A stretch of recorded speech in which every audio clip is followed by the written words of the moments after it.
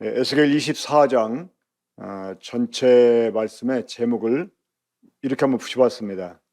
가마솥이 달궈져 태워질지라도 제거되지 않는 녹. 이 녹이라고 하는 것은 죄악들을 가리키는 거죠.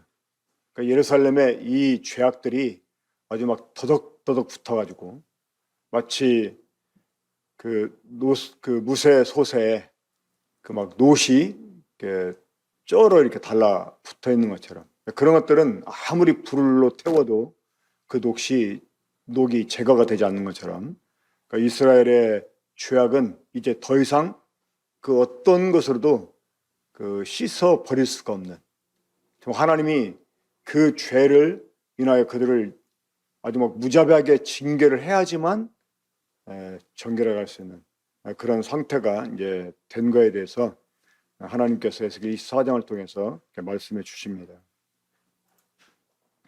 자, 먼저 1절부터 5절까지 말씀을 보도록 하겠습니다. 그러니까 오늘 에스겔 24장은 27절까지 되어 있는데 좀 몇 부분씩 나누어서 말씀을 우리가 상고해 보도록 하겠습니다. 자, 1절부터 5절까지 제가 읽겠습니다. 아홉째 해 열째 달 열째 날에 여호와의 말씀이 내게 임하여 이르시되, 인자야, 너는 날짜 곧 오늘 이름을 기록하라. 바벨론 왕이 오늘 예루살렘에 가까이 왔느니라. 너는 이 반역하는 족속에게 비유를 베풀어 이르기를, 주 여호와께서 이같이 말씀하시기를, 가마 하나를 걸라. 건우에 불을 붓고 양떼에서 한 마리를 골라 각을 뜨고 그 넓적다리와 어깨고기의 모든 좋은 덩이를 그 가운데 모아놓으며 고름뼈를 가득히 담고 그 뼈를 위하여 가마 밑에 나무를 쌓아놓고 잘 삶되 가마솥의 뼈가 무르도록 삶을지어다. 이 아홉째 해 열째 달 열째 날은 바로 이스라엘의 마지막 왕이었던 그 시드기야가 왕의 그 즉위한 뒤에 9년 10개월 10일이 지난 때를 가리킵니다. 그 열왕기하 25장 1절을 보면 똑같은 말씀이 있는데 제가 한번 읽어드리겠습니다. 열왕기하 25장 1절입니다. 시드기야 제9년 열째 달 10일에, 그러니까 지금 아홉째 열째 달 열째 날은 바로 그 시드기야가 왕의 즉위함 그 해를 가리킵니다. 제9년 열째 달 10일입니다. 자, 하나님이 이 날짜를 기록하라고 에스겔 선지자에게 말했습니다. 그럼 이 날이 어떤 날이냐? 바로 이 바빌론 군대가 예루살렘을 침공에 들어와서 이 예루살렘을 포위한 그런 날입니다. 제가 열왕기하 25장 1절 말씀을 좀 계속해 읽어드리겠습니다. 시드기야 제9년 열째 달 10일에 바벨론의 왕 느부갓네살이 그의 모든 군대를 거느리고 예루살렘을 치러 올라와서 그 성에 대하여 진을 치고 주위에 토성을 쌓으며 그 성이 시드기야 왕 제11년까지 포위되었더라. 이때가 언제냐면 역사적으로 BC 588년 1월 15일이 되는 날입니다. 물론 이제 그 유대력으로 하면 BC 589년 이제 말쯤 되겠죠. 그래가지고 이때로부터 예루살렘이 바빌론 군대에게 약 2년 동안 포위를 당한 채로 계속 공격을 당합니다. 그러니까 그날을 하나님이 기록해 두라고 했는데 왜 그 침공한 날이 많았었는데 왜 이 날을 기록하라고 했을까요?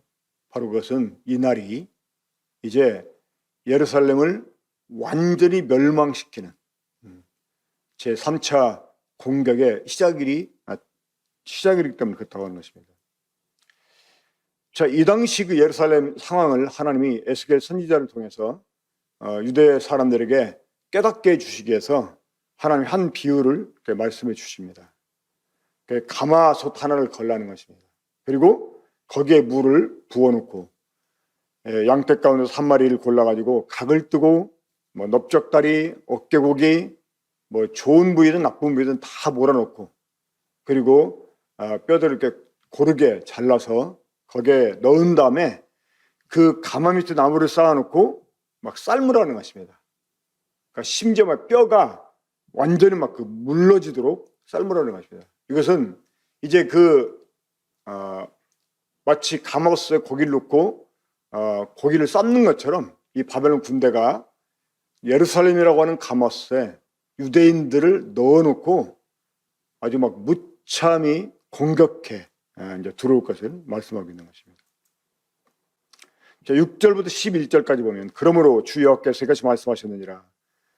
피를 흘린 성읍 녹슨 가마 곧 그 속에 녹을 없이 하지 아니한 가마여 화 있을진저 제비 뽑을 것도 없이 그 덩이를 하나하나 꺼낼지어다. 자, 이게 무슨 말씀이냐면 그 이전에 1차 침공, 2차 침공 때는요, 바벨론이 그 유다인들을 포로로 잡아갈 때 사람들을 선별해가지고 잡아갔습니다. 그러니까 왕족들, 뭐 귀족들, 그리고 좀 사회에서 어느 정도 지위가 있는 이런 사람들을 골라가지고 잡아갔어요.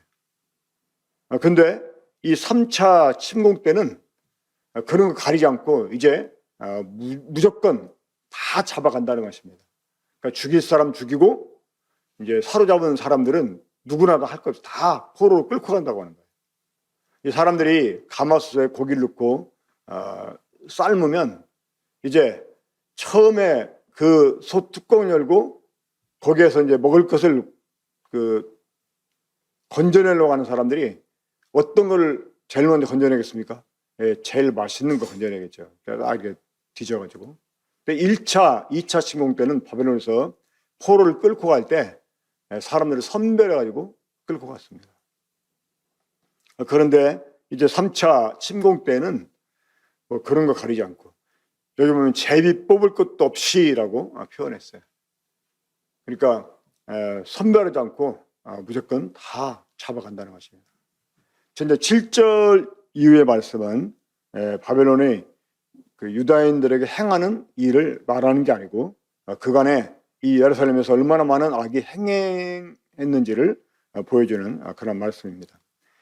그 피가 그 가운데 있으며 피를 땅에 쏟아 티끌이 덮이지 않게 하고 맨 바위 위에 두었도다. 이게 무슨 말씀이냐면 이 원래 사람들이 죄를 지을 때 아니면 누구를 이렇게 이제 죽이려고 할 때 이것들을 드러나게 하면 나중에 지탄을 받게 될 거 아니겠습니까? 그러니까 남 몰래 나쁜 짓을 하는 거죠. 사람을 죽여도 쥐도 새도 모르게 죽이고. 근데 이 당시 예루살렘에서는 그러지 않았다는 것입니다. 그러니까 사람을 드러내고 죽인 거예요. 이 자기들의 말을 안 들으면 그냥 드러내놓고 죽은 거예요. 그것도 아주 보란 듯이 아주 막 공포 분위기를 만드는 거죠. 우리들의 말을 거부하면 우리들을 대적하면 이렇게 될 것이다 라는 그 본보기로 사람을 죽이고 또 그렇게 허다하게 많이 죽이게 되니까 더 이상 그걸 가리기 위해서 피를 흘렸으면 안 보이려고 사람들이 거기에 흙을 덮었는데 그렇지 않았다는 것입니다. 그냥 맨 바위 위에 그대로 노출될 정도로 아주 그 당시 예루살렘에서 악이 횡행했다고 하는 것입니다. 자, 그런 것처럼 하나님께서 이제 이 예루살렘에 있는 거민들을 그렇게 징벌하시겠다는 것입니다. 자, 녹이 얼마나 많이 썰었으면 아무리 닦아도 녹이 제거되지 않는 거예요. 그러니까 예루살렘을 하나님이 정결하게 하려고 막 선제들을 보내고 계속 지금까지 징벌을 가하고 그리 했음에도 불구하고 이 악이 그쳐지지 않는 것입니다. 오히려 악이 더 심해지는 거예요. 그런 예루살렘 거민을 향해서 유다인들을 위해서 하나님이 지금 이렇게 징벌을 작정하신 것을 말씀하고 있습니다. 9절부터 봅니다. 그러므로 그러니까 하나님께서도 이들을 그런 식으로 이제 징벌하겠다는 건데 이제 8절 보겠습니다. 9절 보겠다는 8절부터 내가 그 피를 맨 바위 위에 두고 덮이지 아니하게 하면 분노를 나타내 보응하려 함이로다. 그러니까 그러한 그 죄를 지은 그 유대인들도 동일하게 그러한 징벌을 받도록 이들이 바빌론 군대에서 이렇게 그 죽임을 당할 때 그런 식으로 누구도 그들의 죽음을 애도하지 못하고 또 그걸 이렇게 장사 지내주지 못하고 그것이 숨겨지지 못하게 사람들이 치워주지도 않고 그러니까 완전히 막 적나라하게 그들이 당하는 이런 그 학살들에 대해서 하나님이 내놓으신다 그런 의미입니다. 그러므로 주여께서 이같이 말씀하셨느니라. 화 있을진저 피를 흘린 성읍이여 내가 또 나무 무더기를 크게 하리라. 나무를 많이 쌓고 불을 피워 그 고기를 삶아 녹이고 국물을 졸이고 그 뼈를 태우고 가마가 빈 후에는 숯불 위에 놓아 뜨겁게 하며 그 가마의 놋을 달궈서 그 속에 더러운 것을 녹게 하며 녹이 소멸되게 하라. 그러니까 아주 이 악을 그치지 않고 행하는 이런 그 유다인들에 대해서 또 유다 그 지도자들 향해서 하나님이 그 벌을 아주 크게 하시겠다는 거예요. 그러니까 하나님이 느부갓네살 마음을 감동해가지고 아주 막 그들의 그 군대를 더 포악하게 해서 그리고 1차, 2차 때보다도 이제는 완전히 그 유다라는 나라를 그 역사 속에서 지워버리려고 작정하고 그 많은 군대를 거닐 뿐만 아니라 정말 그 당시 아주 막 최신 무기들을 갖고 와서 이 유다를 침공하게 한 것이었거든요. 그러니까 이 바벨론 군대 공격을 더 하나님 맹렬하게 해서 그 예루살렘을 완전히 녹여버리겠다고 하는 것입니다. 그러니까 우리가 냄비에 무언가를 올려놓고 불 끄는 걸 잊어버려가지고 그 막 닳고 달아가지고 다 막 이 냄비 자체가 타버려서 심지어 이 냄비마저 막 녹아버릴 수 있는 그 정도로 하나님이 예루살렘을 징벌하시겠다고 하는 그런 말씀이 됩니다. 저 12절부터 14절까지 봅니다. 이 성읍이 수검으로 스스로 피곤하나 많은 녹이 그 속에서 벗겨지지 아니하며 불에서도 없어지지 아니하노라. 그러니까 이 성읍이 수검으로 스스로 피곤하나 이 말은 하나님이 예루살렘을 정결하게 시게 해서 그동안 수없이 많은 징벌을 내렸다는 것입니다. 그러니까 이 예루살렘이 아주 피곤한 거예요. 거기에 사는 사람들의 죄 때문에 하나님의 징벌을 수없이 많이 받아가지고 피곤하다는 거예요. 그럼에도 불구하고 이 많은 녹이 벗겨지지 않았다는 것입니다. 이 불에서도 없어지지 않았다는 말은 그렇게 수없이 하나님이 정말 불같은 이 징계를 함에도 불구하고 이게 죄가 그치지 않았다는 것입니다. 우리도 하나님의 그 자비하심을 생각할 때 마치 하나님 막 무한정 참아줄 것처럼 생각하는데 그렇지 않습니다. 하나님이 여러 번 경고하시다가 또 몇 번 징계하시다가 끝내는 우리가 회개차냐면 하나님이 더 이상 참아주지 않습니다. 우리가 이 땅에서 죽임당하는 거 그거는 사실 작은 징계에 지나잖아요.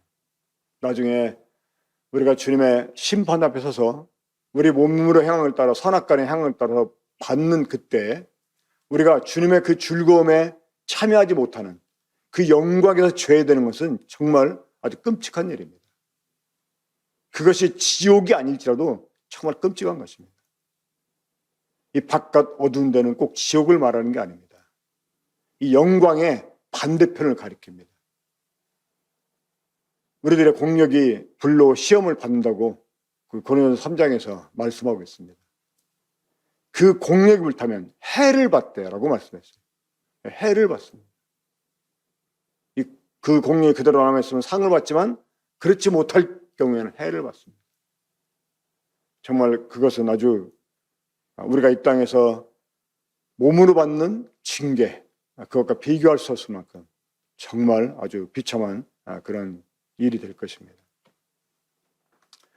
13절 보면 너희 더러운 것들 중에 음란이 그 하나이니라. 이 예루살렘 안에는 아주 막 이 커다란 음란이 성행하고 있었어요.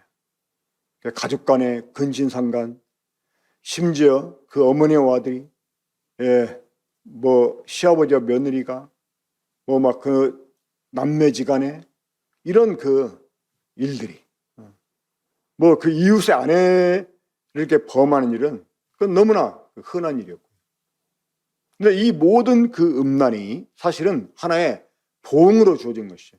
어떤 보응으로? 영적인 음란 때문에. 우상을 숭배하는, 하나님 앞에서 이 영적인 간음을 행하는 이런 그 죄의 결과가 실제 생활 가운데서의 그 음행으로 나타나게 되는 것입니다. 내가 너를 깨끗하게 하나 내가 깨끗해지지 아니하니 내가 내게 향한 분노를 풀기 전에는 내 더러움이 다시 깨끗해지지 아니하리라. 그러니까 몇 번의 기회를 하나님이 주셨어요. 너희들이 끝까지 회개치 않았습니다. 이 끝까지 회개치 않는 이런 사람들을 하나님 없이 하시고 예루살렘을 정결하게 하시려면 어떻게 해야 되겠습니까? 하나님이 그동안 참아왔던 모든 분노를 이들에게 쏟아 부어야만 됐다고 하는 것입니다. 바로 시드기야 9년 10개월 열흘째 되는 그날, 이 하나님의 마지막 분노가 예루살렘에 완전하게 쏟아 부어지게 됩니다. 자, 하나님이 얼마나 이런 일들에 정말 하나님도 지치시고 더 이상 참아 줄 수가 없었다면 이렇게 말씀하셨겠습니까? 14절 봅니다. 나 여호와가 말하였은즉 그 일이 이루어질지라. 내가 돌이키지도 아니하고 아끼지도 아니하며 뉘우치지도 아니하고 행하리니 그들이 내 모든 행위대로 너를 재판하리라. 주의 여호와의 말씀입니다. 결국은 이제 하나님의 참았던 하나님이 이들 앞에서 참아주는 대신에 쌓아왔던 이 모든 진노를 그들에게 쏟아 부어가지고 하나님이 바벨론으로 하여금 예루살렘을 재판하게 하셨습니다. 정말 아주 잔혹한 형벌만 남았음을 말씀하고 있는 것입니다. 여호와의 말씀이 또 내게 임하여 이르시되 16절 봅니다. 인자야 내가 내 눈에 기뻐하는 것을 한 번 쳐서 빼앗으리니 너는 슬퍼하거나 울거나 눈물을 흘리거나 하지 말며 죽은 자들을 위하여 슬퍼하지 말고 조용히 탄식하며 수건으로 머리를 동이고 발에 신을 신고 입술을 가리지 말고 사람이 추상집에서 먹는 음식물을 먹지 말라 하신지라.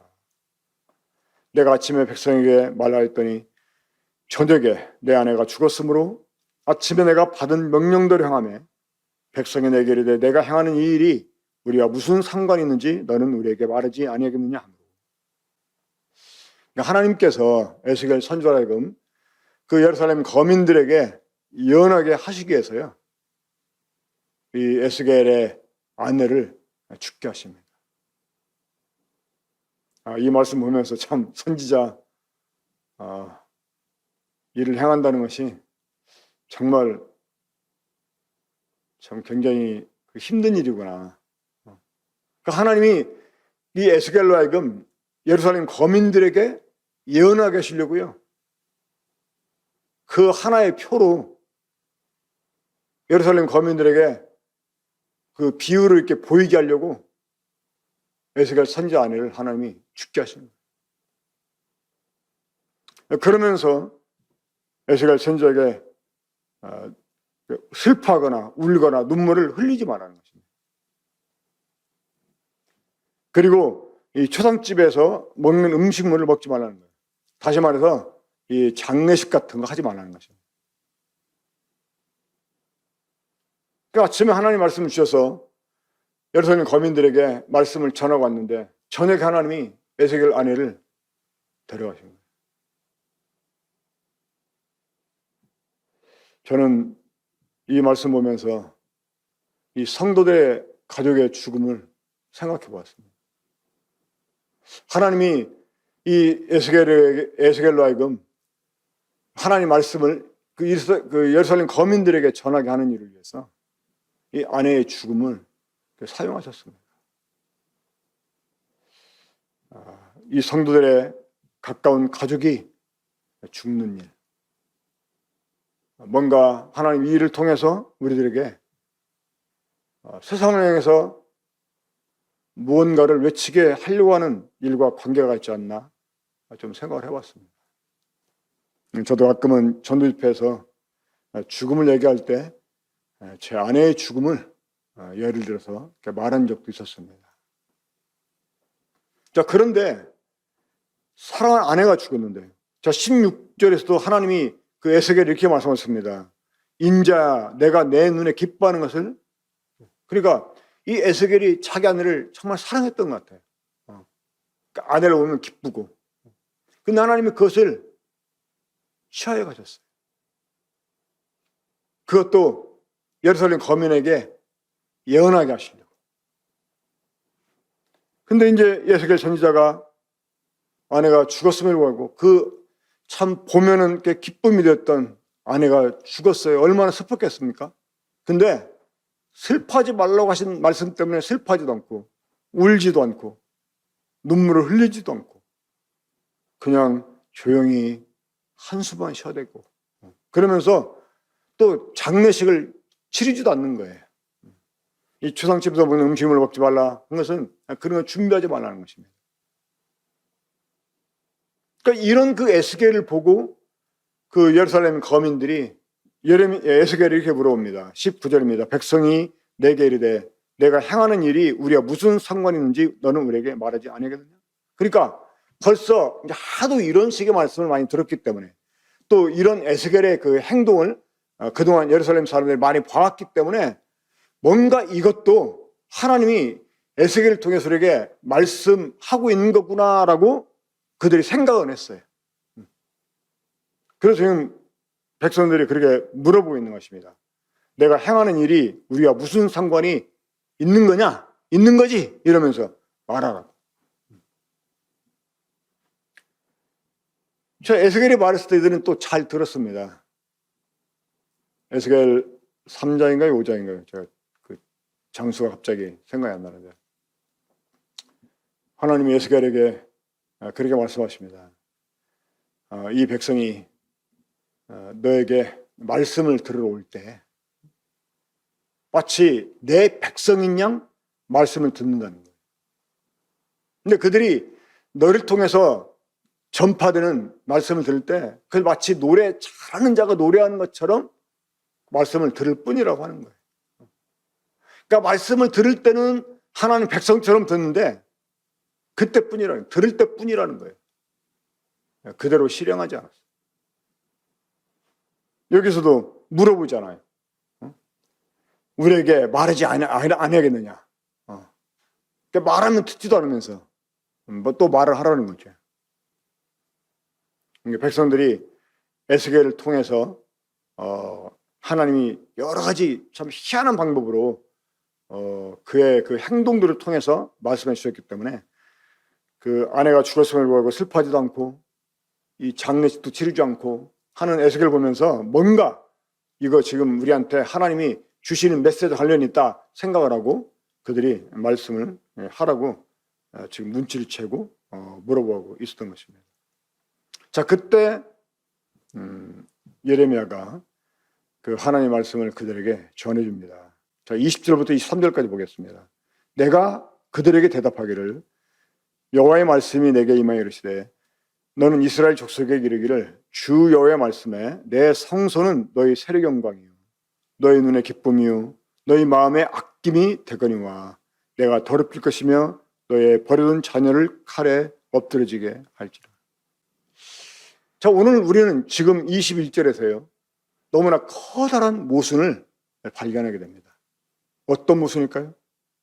자, 이 하나님이 멸하시려고 작정하신 그들을 막 마치 가마솥에 그 넣어놓은 그 고기를 완전히 막 뼈가 물러지도록 아니 막 국물까지 막 다 쫄아 붙도록 이 바빌론 군대를 통해서 완전히 멸해버리려고 작정한 이 백성들, 이 사람들이 하나님의 성전을 자기들의 영광처럼 생각했다는 것입니다. 이 하나님의 성전이 그들의 눈에 기쁨이 되었다고 하는 것이에요. 그들의 마음에서 이들이 하나님의 성전을 아주 아꼈다는 것입니다.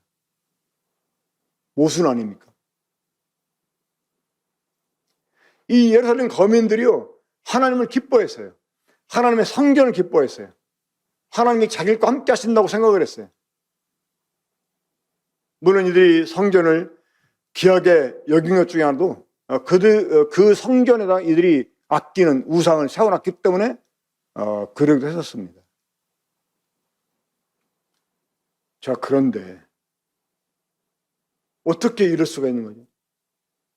이들이 하나님의 성전을 귀하게 여기고 그것을 자신들의 힘의 영광으로 여기고 마음에서 그 성전을 아꼈어요. 그런데 하나님은 그들 향해서 분노하셨어요. 이 하나님을 참 사랑하는 사람이 있는데 하나님을 정말 누구보다 사랑하면서도요, 또 죄를 그만큼 짓는 사람들이 있어요. 죄라고 하면 아주 그냥 물불안가리는데 이 생활 가운데서는 이 죄를 그만큼도 즐기는 사람들이 있어요. 하나님이 이런 거 참아 주신 분이 아니십니다. 이사야 누들이 갓피플 그 성경 통도에서 이사야 보고 있잖아요. 그 이사야서 초반부에 어떤 말씀이었습니까? 하나님이 이스라엘 사람들이 드리는 이 재물 때문에 질려버렸다고. 제발 누가 성전문을 닫고 그들이 내게 제사를 드리러 오는 것을 막는 사람이 있으면 좋겠다라고 말씀했습니다. 왜냐하면 그들이 성회로 모이면서도 또 그만큼 악을 짓는 거예요. 이거 하나님이 결코 참지 못하시는 것입니다. 그런 일들 하나님께 가정한 것이 되는 것입니다. 우리가 주님 사랑하면 삶으로 그게 나타나야 됩니다. 우리가 정말 교회 사랑하면 삶으로 나타나야 됩니다.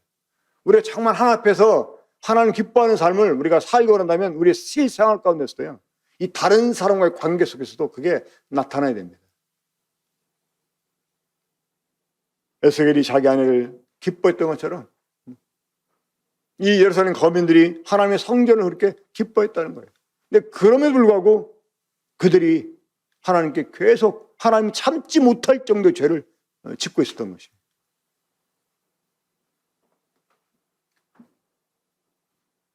결국 하나님이 예루살렘 성전을 완전히 허물어 버릴 것을 말씀하고 있는 것입니다.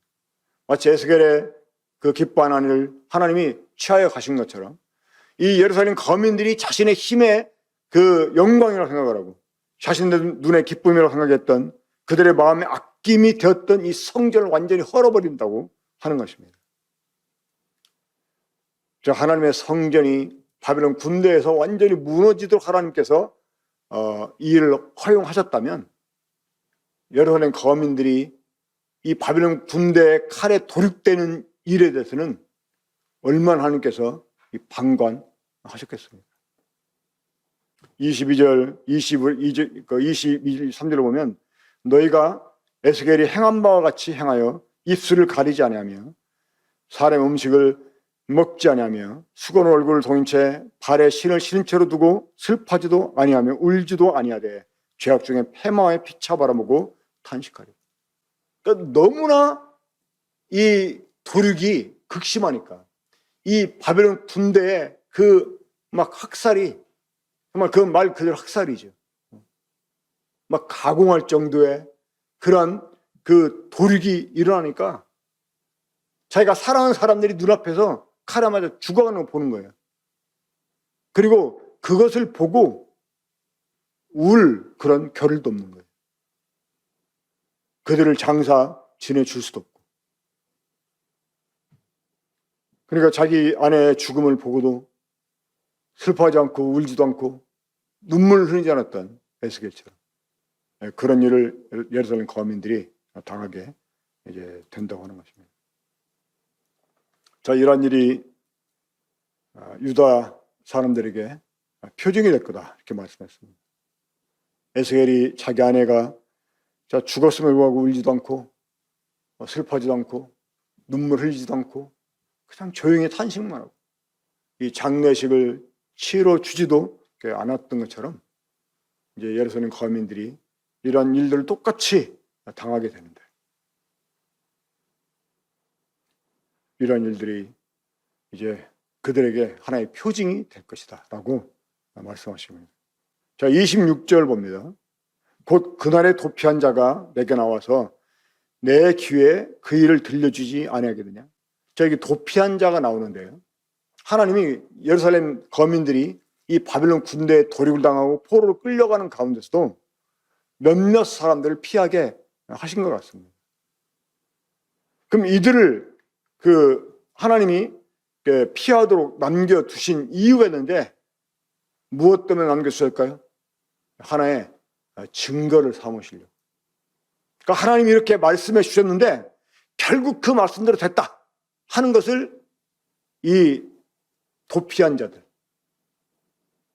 그러니까 도륙을 당하지도 않고 포로로 끌려가자는 이런 사람들이 어떻게 용케 피해가지고, 물론 하나님 남겨주셨기 때문에 그들이 피할 수 있었겠습니다만은 그들을 남겨주셔서 결국 이 하나님의 말씀대로 되어졌다 하는 것을 그들이 이제 에스겔에 와서 증거하게 하는 것이었어요. 당신이 이렇게 우리에게 하나님의 말씀을 전해줬는데 우리가 그것을 믿지 않았는데, 그걸 듣고도 우리가 정말 마음에 두지 않았는데 결국 이렇게 정말 됐다고 그들이 와서 스스로 그 일을 증거하게 된다는 것입니다. 자, 이런 일이 있고 나서 27절 보면 그날에 내 입이 열려서 도피한 자에게 말하고 다시는 잠잠하지 아니하리라. 이같이 너는 그들에게 표징이 되고 그들은 내가 여호와인 줄 알리라.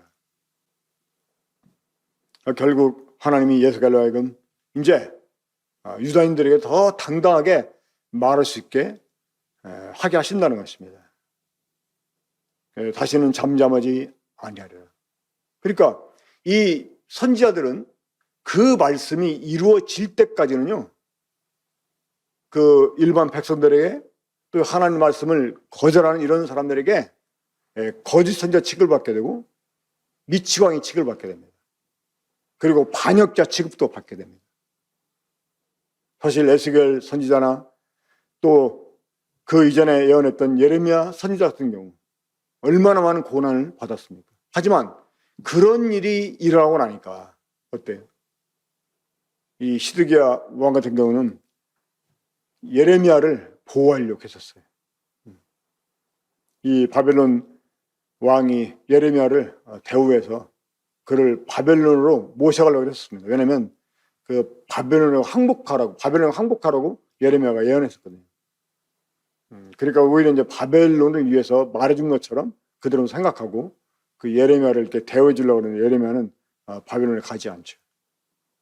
나중에 후에 그 왕이 되었던 스드기야가 그 자기를 둘러싸고 있는 이 사람들의 말을 거절할 수 없었지만 그럼에도 불구하고 또 예레미야를 그들의 손에서 죽지 않게 보호해주고 또 어떤 때는 가끔 몰래 그 예레미야 불러가지고 말씀을 듣기도 했었습니다.